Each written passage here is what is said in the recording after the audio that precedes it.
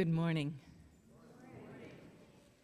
Come into this place of inquiry and let its invitation inspire your wonder. Come into this place of peace and let its presence give you ease and solace. Come into this place of joy and let its encouragement ground you in your life. It's good to be together. Let's sing hymn number 38 in your gray hymnal, Morning Has Broken.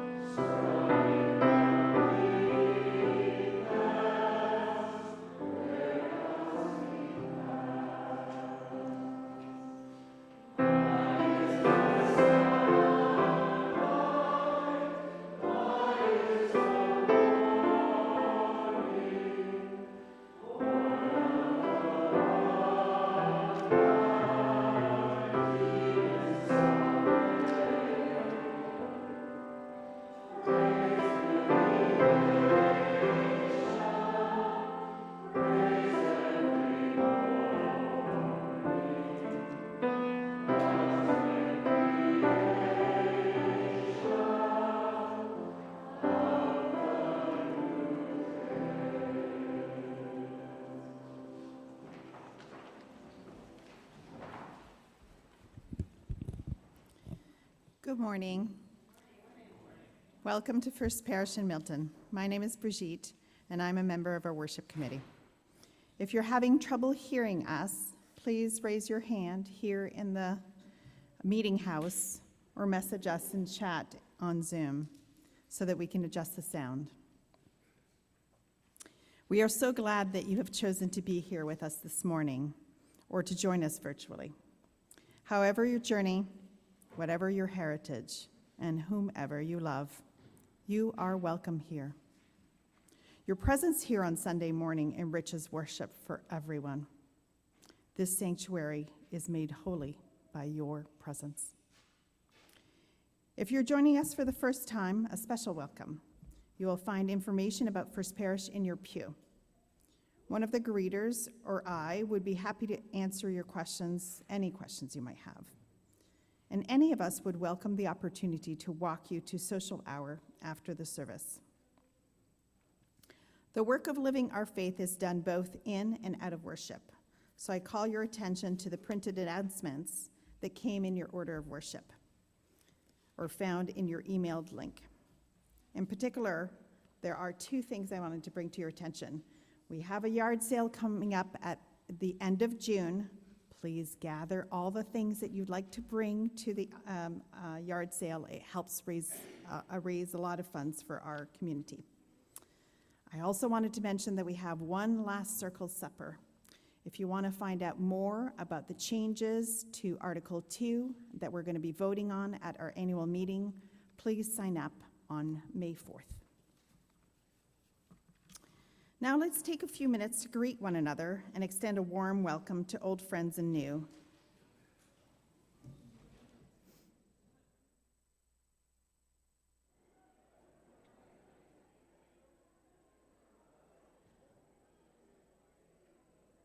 Morning. Hi, everyone. Hey guys, Morning. How are you? hey, can't see people. Mallory, I'll let you know that some of the zippers I acquired through Mary Blanchette from you, I gave to a woman at my quilt guild who uses them to make pouches for kids who are in cancer care, and it carries their chemo around with them. So she's going to use, they're all going to get used.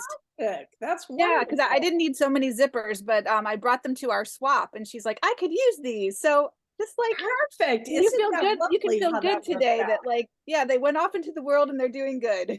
That's great. That's good to hear. I can't sew anymore and I really miss it. And, you know, it felt just giving everything away when I moved. It was just, you have no idea where it's going to go, but you hope it's not going to go into a landfill. Yes, well, I'm still gonna make one of those tablecloths into something. All right. Hi all. I was Hi. Hey starting guys, a little late today. Yeah, But I heard you went to the Bikes Not Bombs thing yesterday, As Cynthia. we enter into Funny was worship, there. That was a please lot of take a Well, fun. moment see ya. Yeah, I heard. to make sure your cell phones are silenced. Back to the real deal. Each Sunday, we light the chalice as a reminder that even in an increasingly unpredictable world, the flame continues to shine. A corner of warmth and awareness where we, the members of this faith community, can find comfort or support and connection to one another. Is there anyone that would be willing to help me light the chalice this morning? Come on over. Both of you could come if you like.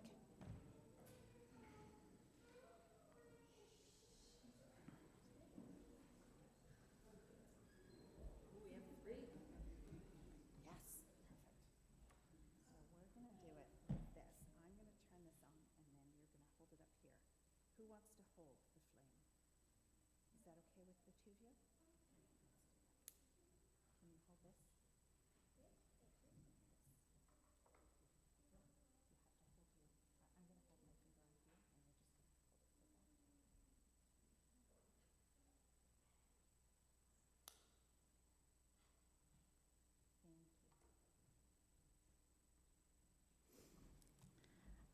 Now, please join me in saying the call to worship. Come, let us gather. We gather to celebrate the sacred within and among us. We come to seek spiritual growth and understanding. We strive to practice acceptance, forgiveness, and love. Together, we work to build a world with justice and compassion. Come, let us gather together.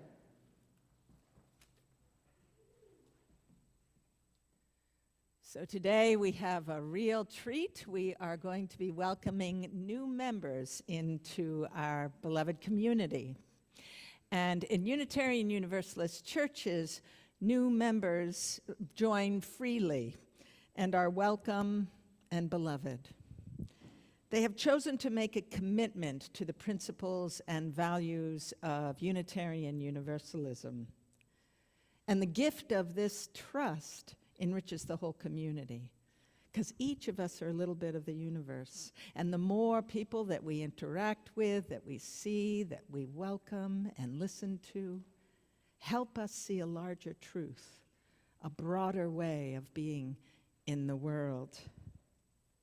Dwelling in membership, we all benefit from the stories we share, the talents and exploration we give to one another, and the fiscal support that all of us are just whatever we're able to do.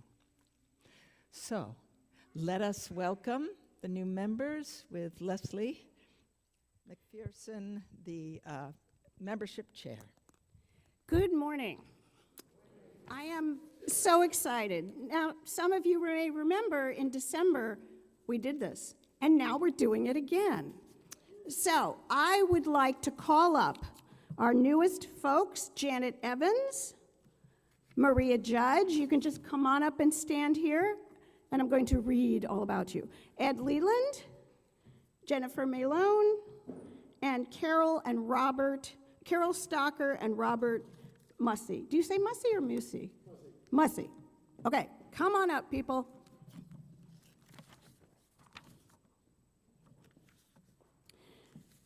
So I am going to just read you a little bit. It's in your orders of service. But so listen to these people who are coming into our community now. Janet Evans in the middle. Janet and her husband, Mike Vey, have been in Milton for 30 years. They live with their 2 daughters, Frances and Katie, and I think you know that Katie is also a member here. Their son, Tim, lives in Seattle. Janet was the director of volunteer services at Beth Israel Milton Hospital for many years, where she worked with the Luminaria singers. Ding. She now volunteers with the Friends of the Milton Library and the Prison Book Program. She's excited to join First Parish, where she's appreciated the welcoming, supportive community and the emphasis on love, justice, and generosity. And next to her is Maria Judge. Oh, no, she's next to her. Are you next? Yes, yes. Okay. Maria was born in Germany and raised in Ireland, South Bend, Indiana, Santiago, Chile, and Hull, Massachusetts. A writer, storyteller, and educator, she's the author of Jake Hanna, The Rhythm and Wit of a Swinging Jazz Drummer, has contributed chapters to Gloria Gaynor's We Will Survive, True Stories of Encouragement, Inspiration, and the Power of Song. Dan Wakefield's The Story of Your Life, writing a spiritual autobiography, A Cup of Comfort for Breast Cancer Survivors, and The Merton Seasonal. She's done readings and presentations at schools, libraries, bookstores, and pubs throughout the Boston area on cruise ships, including the Queen Mary II and Holland America's line Maasdam, and at hospitals across the country as part of her Toxic, Tattooed, and Tougher Than Margaret Thatcher photo exhibit. As an educator, she's worked at Berklee School of Music, MIT, and the Fletcher School of Law and Diplomacy at Tufts. She holds degrees from Holy Cross College, Northeastern University, and has studied at St. Louis University in Madrid, Spain. And Ed, at the end is Ed Leland. Oh, there you are. Almost at the end. Sorry. You know, my perspective down here. Ed Leland grew up in West Bridgewater, Mass. He became a rebellious, card-carrying agnostic at 13, an attitude that would last with him into his late 40s. Ed got clean and sober in 1994, but failed to enlarge his spiritual life, having become his own higher power years before. This lasted until 2018, when frustrations moved him into AA's Big Book Step Study. It was during this work that Ed came to know God for himself within the chapter, We Agnostics, and has since continued his quest for spirituality, leading him to this congregation. Ed has been happily married to Linda Leland, a professional life coach, since 2002, and lives very contentedly with her dog and with her and their dog, Wolf. Professionally, Ed is employed by Stop and Shop, main distribution facility in Freetown, as a distribution supervisor, but has been laid up since Labor Day with a nagging back injury, which resulted in recent back surgery. He's a lifelong musician, currently playing guitar, synthesizer, and singing for the last 38 years, and is very excited at sharing the prospect of sharing his talents with this congregation. Note that, Tim. Ed very much looks forward to getting to know the people in this congregation and becoming an active congregant.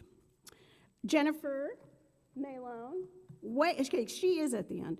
Jen grew up in UU churches in Maryland and sang in the choir of All Souls in Washington, D.C. She's a clinical social worker in the Brookline Public Schools, served in the Peace Corps in West Africa, and has worked as a domestic violence counselor, special ed advocate, educator, therapist with children and families for over 30 years. Jen values holding space for ceremonies and ritual, and has officiated several weddings and recently a coming-of-age celebration. She loves to sing, hike, and spend time in nature. She lives with 2 boisterous boys, her 9-year-old son and 2-year-old husky. She feels very at home here in First Parish and appreciates the welcome she has received from everyone she has met so far. And last but not least, we have the pair of Carol Stocker and Robert Mussey. Carol Stocker lives in a 200-year-old farmhouse on Hillside Street in Milton with her husband of 50 years, antique furniture conservator and historian Robert D. Mussey Jr. The house is well known for its garden, which I can attest to. which has often been the setting for photo shoots because Carol is a lifetime garden writer and columnist for the Boston Globe. Before that, she was a staff reporter at the Globe, Detroit Free Press, and the Providence Journal, writing personality profiles and features of social movements. She's won many national and regional awards and written one gardening book. She helped found the Hillside Neighborhood Association, the town's oldest neighborhood association, soon after moving here in 1979. She's also served as a founding member of the Select Board's Street Tree Advisory, a town meeting member for Precinct 5, and a member of the Milton Garden Club. So these are your members. Before we give them a huge warm welcome, can we all please, you will see in your order of service, this is our commitment to them. So please, let us all share this commitment with them together. We welcome you, Ed Leland, Maria Judge, Jennifer Malone, Janet Evans, Robert Mussey, and Carol Stalker to First Parish in Milton. As members of this church, we welcome all to build a just and healthy world with faith, love, and compassion. We will count on you, as you can count on us, to speak the truth as we know it, to support the work of the church with time, resources, and creativity, and to care for one another in times of need. Yes!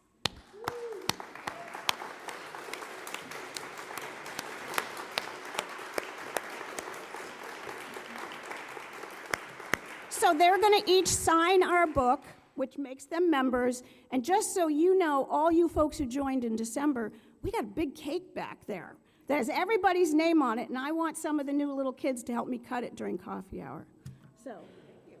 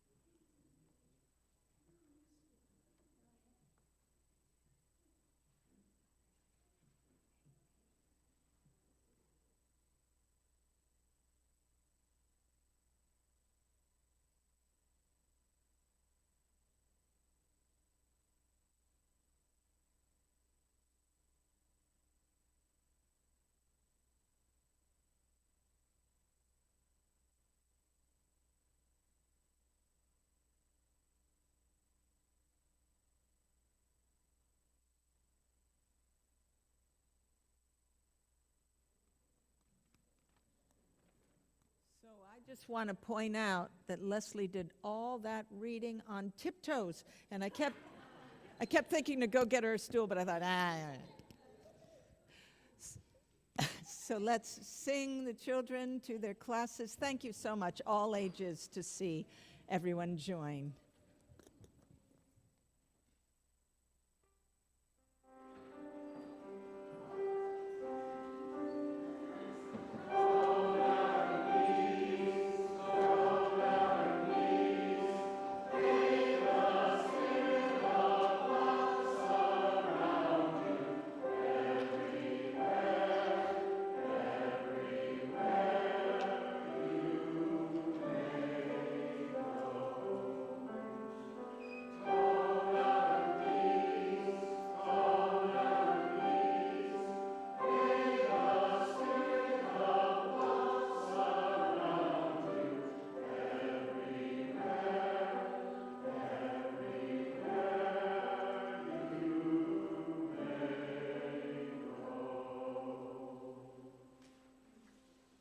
a time in the service where we share a time of stillness, where we bring in the presence of the room through our breathing and our meditation, or just plain seeing or listening. This is a time to nourish your body and give yourself time without all the business of your life. Just let it kind of go through when it comes.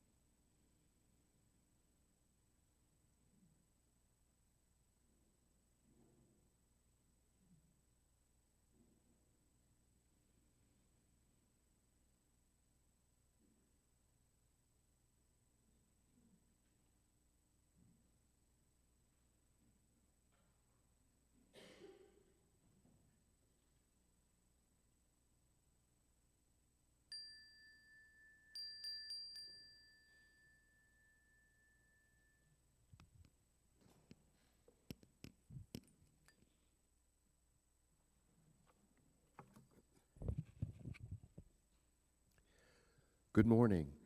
I'm Steve Yakutis, and if you noticed in your order of worship, our thought for today from Ned Berkus is, you will enrich your life immeasurably if you approach it with a sense of wonder and discovery, and always challenge yourself to try new things. So this morning, Lisa White and I are going to invite you to an opportunity to try something new. Today we are recruiting for the FPM summer services, and to tell you a little bit about the summer services, they're different from our regular minister-led services. First of all, they're an hour earlier in the summer, and they're often a little shorter. Secondly, they are lay-led. You can choose any topic that speaks to you, a personal experience, a skill or craft you practice, a philosophic or artistic subject that you care about, or that you care to explore with your fellow congregants. Frequently, these services are quite personal, and they give us all a chance to see and hear each other differently and more deeply than we might otherwise. This is a beautiful way for us to grow in community. You can think of summer services as a box of chocolates. So we're going to invite several people who have led services in the past summers up to reflect on their services.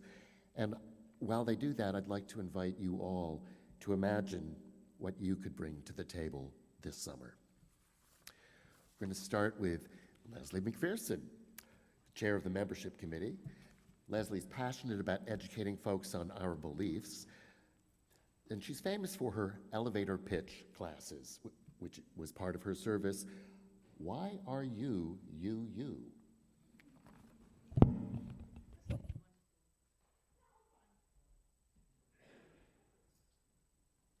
As long as you can hear me, that works. So good morning again. You're going to get sick of seeing me today. I have done summer services every summer for many years, and I tell people that I have kind of a hobby of writing sermons. So it's before membership, I was on the worship committee, and this feeds me. But last summer in particular, I was involved in 2 services, just to give you kind of an idea of how I fit into this.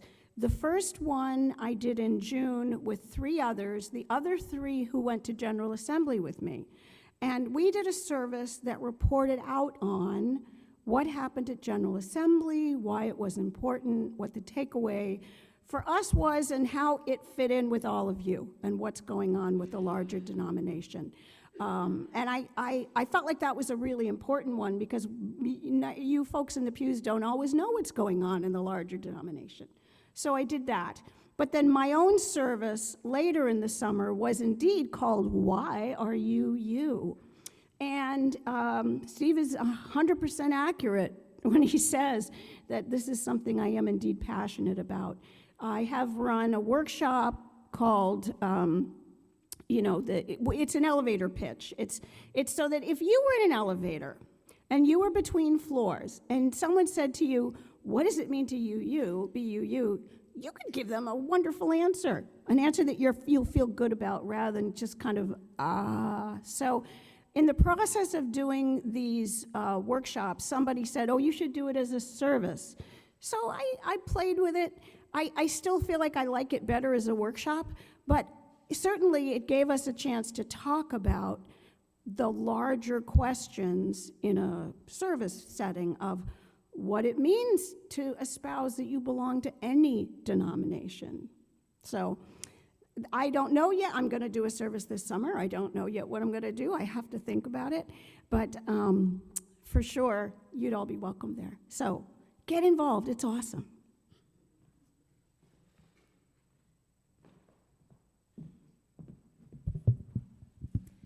Last summer, Katie Vey shared with us how she finds joy, particularly through her social justice work. Katie is on Zoom today, so she won't be sharing with us in person, but her mother, Janet Evans, who's a new member, will read part of Katie's service. Katie just went on the screen. You can see her in the top left. This is an excerpt from Katie's Joy service. The poet Toy Dericote said, "Joy is an act of resistance. When I cultivate joy as a spiritual practice, I seek out beauty, wonder, and delight. This is a central part of how I show up to do justice work. Those of us who are attuned to and aware of all the terrible sorrows of this world must also soak in joys to refill our own cups. I have a heart for justice and equity, so I tend to my optimism so I can be the best version of myself.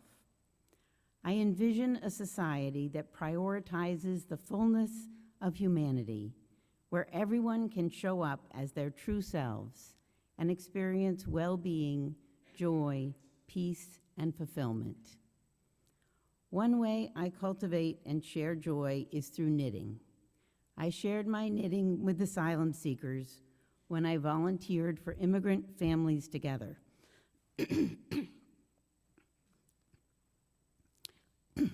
Sorry. I mailed knitted baby hats with handwritten notes to families in shelters, some of whom had walked for miles through the desert while pregnant to reach safety. I hope to remind families that they are not alone, that they are seen and valued, and that they deserve the dignity of dressing their babies in tiny, beautiful, handmade hats. My volunteer experience was joyous because I felt like my actions were part of something urgent and important. I felt like a link in a chain, channeling love through action. Paola Mendoza, a voting rights activist, said, "When you organize out of love, the feeling is expansive. It allows you to keep on growing. Joy is the same. It gives you strength. It is abundant in nature." Katie also wanted to share that creating and leading a service was one of the highlights of her summer. And this is directly from Katie. "I spent a lot of time preparing and gathering quotes before I sat down to write my sermon. I viewed it as a fun challenge and a way to give back to this community. If you choose to lead a service, be sure to invite friends and family to attend or watch on Zoom. It allowed me to connect with my loved ones and our church community in a new way."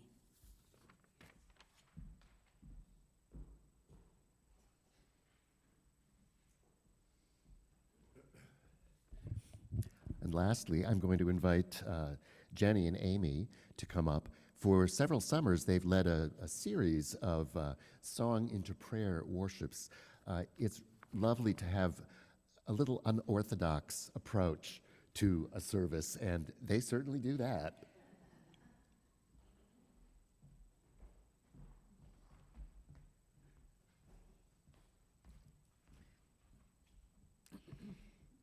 We are opening up in sweet surrender to the limitless love light of the One.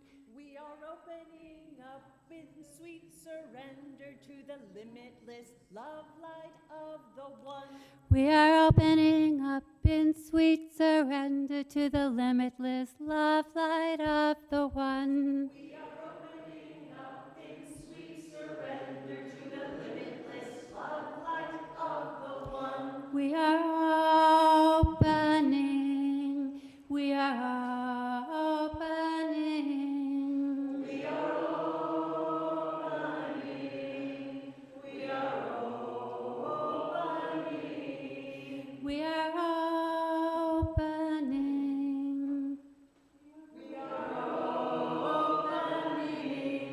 We are opening.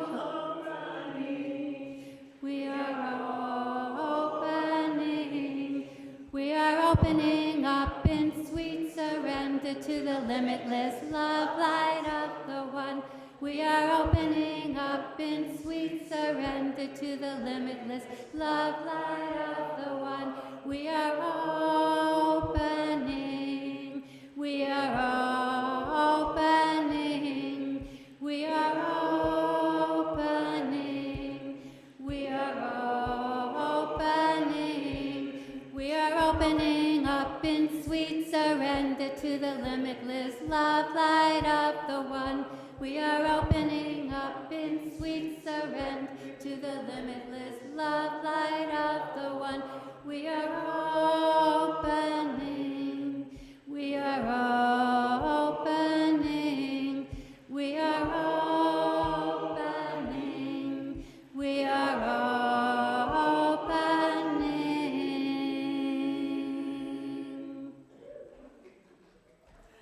Come sing with us again.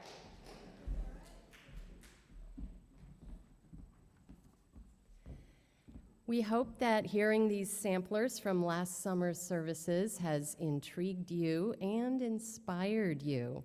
Everyone has at least, well, oh, Dan, there you are. Come on up. All right. We didn't think he was here. We have one more. Last summer, Dan D'Angeli did a Father's Day service and told us about his own father and what it was like growing up with him. So here he is.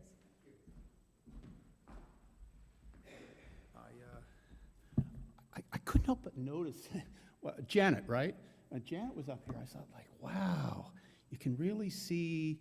Was it just me? I mean, can some of you guys see Katie when we were looking up at Janet there? And it really made me think about how,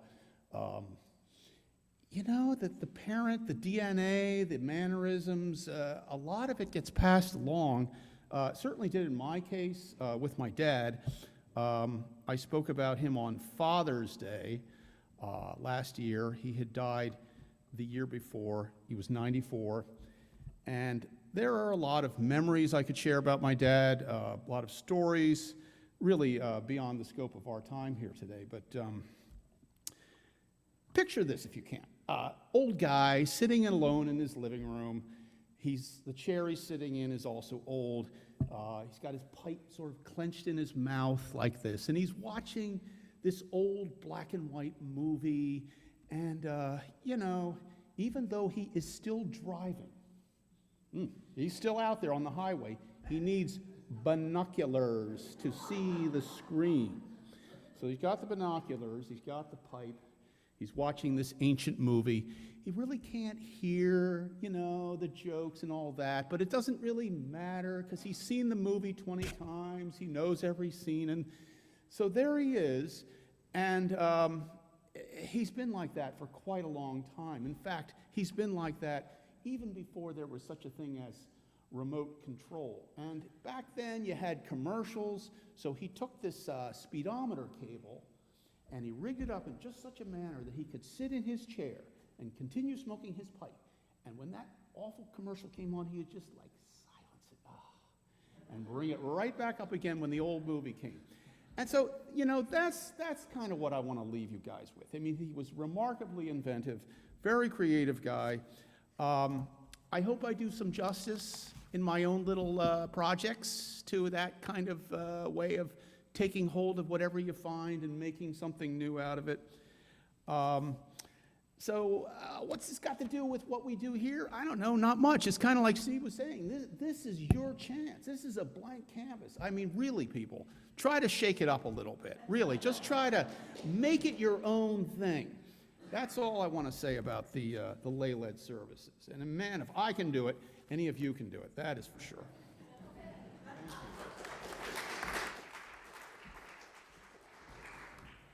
Thank you, Dan. So now you've really been inspired, right? As I was saying, everyone has at least one summer service in them, right? What's important to you? What brings you joy? Or makes you so agitated it moves you to action? We want to get to know you better, and summer services provide an opportunity to do just that. There's lots of flexibility and options for customizing your service, as you've seen. It's kind of scary, isn't it? Coming up with an idea, writing a whole sermon, or at least a homily, putting together all the extra pieces, readings, music, prayers. But we are here to help you and support you. We have guidelines, we have a checklist, we have an annotated order of worship, a template for the order of worship. We'll provide you with a worship assistant and a piano player if you want. And if you need help structuring your service or want someone to give you feedback on your sermon or any other piece of it, Steve and I are both happy to help. There are so many interesting stories and lives in our community. Yet it doesn't have to be your life story or the be-all, end-all, this is what I believe. You can pick one specific topic and explore that. It can be very personal or more academic. That's the beauty of it. It's completely up to you. So we're doing this whole recruiting service, and paradoxically, there are only 4 spots left. So please consider sharing a piece of yourself with us and letting us help you to do that. Please talk to Steve or me if you're interested.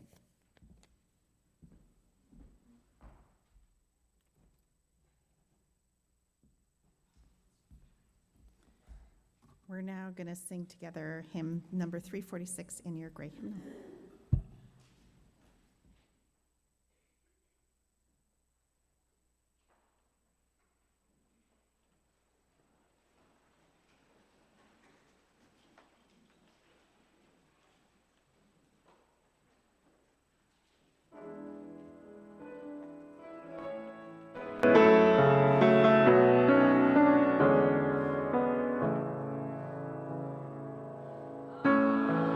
Sing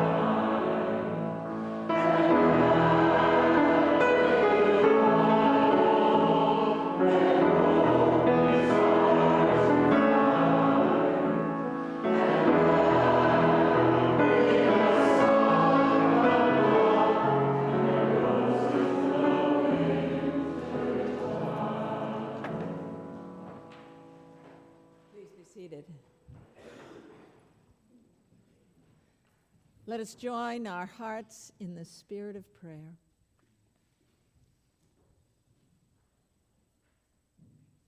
Holy One that sings through so many stories, so many ways of being, personalities, experiences, all that make up this wondrous world of shared being. Thank you for all the voices, for all the wisdom, for the many truths, and for the reaching out to one another. Thank you for the sight, when we're open to it, of justice and the needs of others, the suffering of ourselves and others, the world that is still wounded, that we might be balm and help.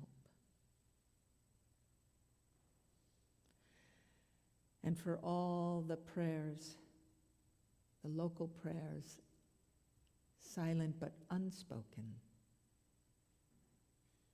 may we hold them in love.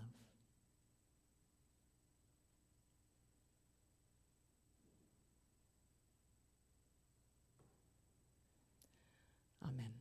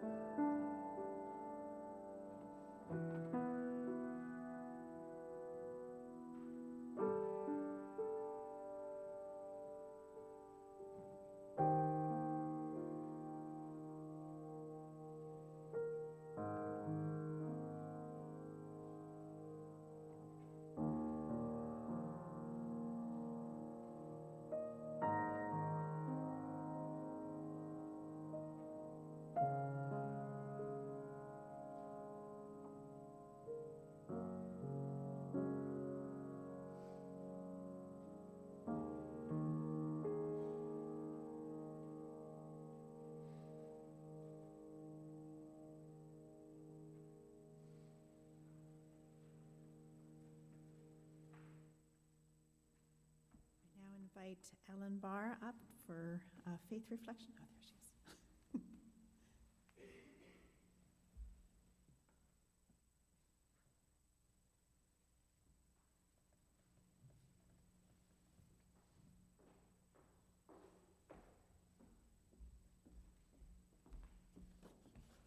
Good morning.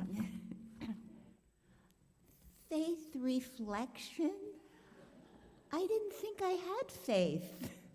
It was never a part of my personal vocabulary. I grew up in a Jewish home, and I suppose I internalized many aspects of the culture and traditions, but once I left home at the age of 17, I never sought out religion in any way. Not during my college days, my early working years, my community connections. I won't go into the reasons that my Jewish religion didn't hold me and how I didn't connect with any sort of faith. But curiously, I kept bumping into UUs. Doing Central America solidarity work in the 1980s, UUs. At a Passover Seder, a radical Seder at the Arlington Street Church in Boston, UU. And on NPR, around 1990, I learned about a religion that was welcoming folks in the LGBTQ community. Unitarian Universalism. How awesome. Sometime after that pronouncement, I entered the UU church in my local town, city, Nashua, New Hampshire. And I didn't leave until 30 years later. So it was through Unitarian Universalism that I found who I was. I found my identity. I was a humanist. I had an appreciation for diversity, a concern for inequities and our environment, and a commitment to social justice. And it was even through Unitarian Universalism that I got reconnected with my Jewish roots. That's Seder at the Arlington Street Church. And now I've joined you folks in Milton. Thank you for welcoming into your congregation. I really love it here. And I guess after all this time, I can say I've found my faith.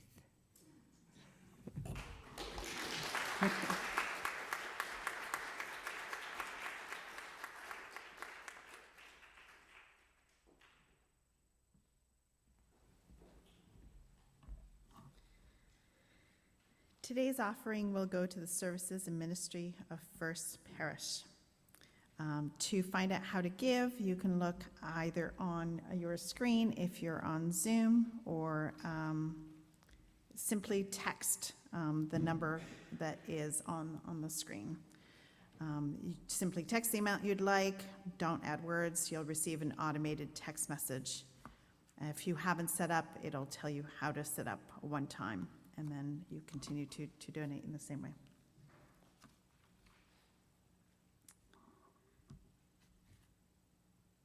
We'll now hear an offertory from our special guest. Oh, there it is, Michael Ayun. I couldn't find your name. You're all good. Hi, everyone. If I could just say a moment about something that's happening today at 3 p.m. right here. So Milton Community Concerts is holding a concert titled In Community, and it's celebrating LGBT stories. And this concert's really special to me. I'm going to be one of the singers, but we brought on some really incredible artists from the Boston community, both singers and dancers. And they each represent different parts of the community. They all bring something different to the table. And so you'll be hearing musical theater, you'll be hearing some opera, you'll be hearing some cabaret, and we hope you can join us. We're raising money for the Transgender Emergency Fund of Massachusetts and donating 50% of the ticket sales to that organization. So again, that's today, this afternoon, 3 p.m. right here. We would love to see you, and you can find flyers around the church. They'll look like this in case you forget. So here's an excerpt.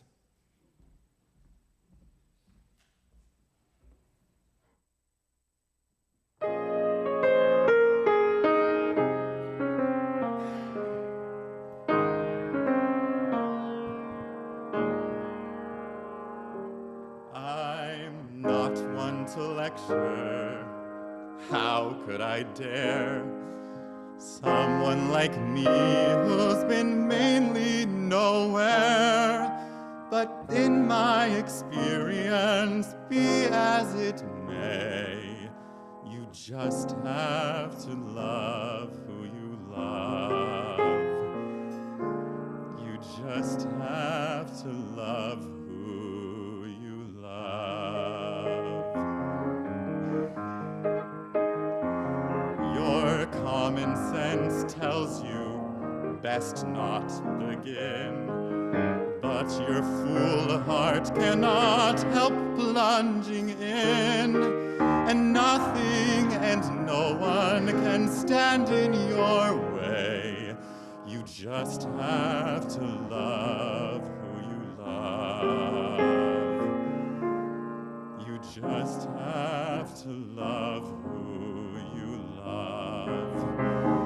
People can be hard sometimes, and their words can cut so deep. Choose the one you choose, love, and don't lose a moment's sleep. Who can tell you who to want? Who can tell you what you were destined to be? Take it from me, there's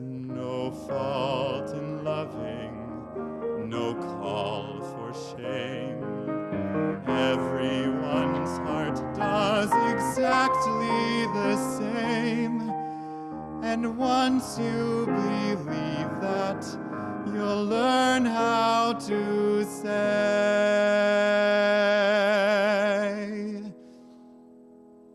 I love who I love, who I love. So just go and love who you love.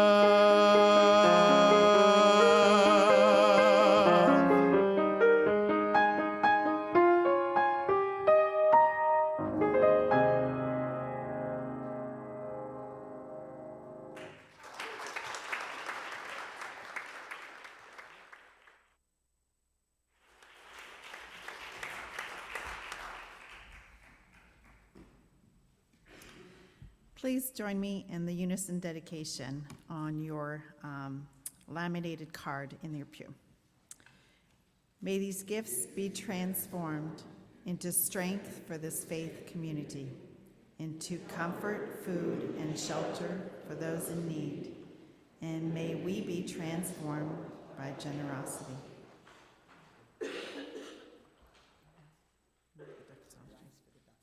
Yeah, please rise for the doxology.